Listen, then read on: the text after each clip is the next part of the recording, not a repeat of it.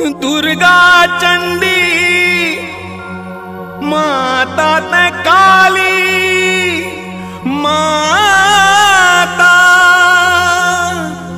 हे जग जननी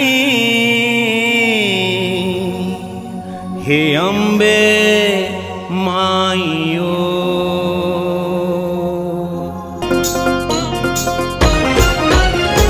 जय हो दुर्गा चंडी माता, जय हो माता कालियो। जय हो माता कालियो। रूप तोर कत पोहे दाई माता शेरा वालियो। माता शेरा वालियो।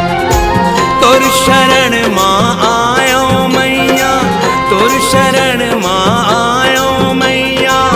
माता शेरा वालियो, माता शेरा वालियो, माता शेरा वालियो। जय हो दुर्गा चंडी मैया, जय हो माता कालियो।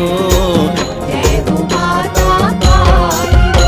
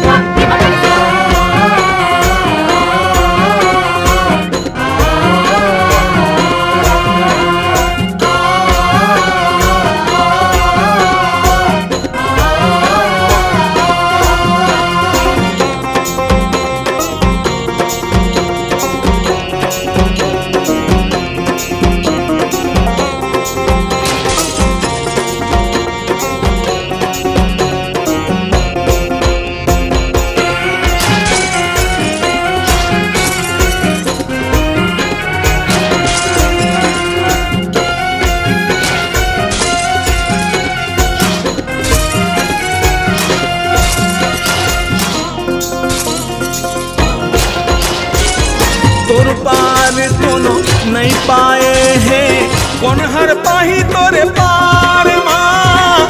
हरे पारी तोरे पार माँ। जिंदगी के डोंगा तही खिवैया, तिहियो पार उतारे माँ। तिहियो पार उतारे माँ। दे शक्ति तय हमला माता, चरणला तोर पखारे माँ। दया ते करबे हमरो ऊपर, दाइयो दीन दयाली माँ। जय जग जननी जय जगदम्बा, दाई हो दीन दयाली माँ। दाइयो दीन दयाली माँ। रूप तोर कत को हे दाई माता शेरा वाली हो।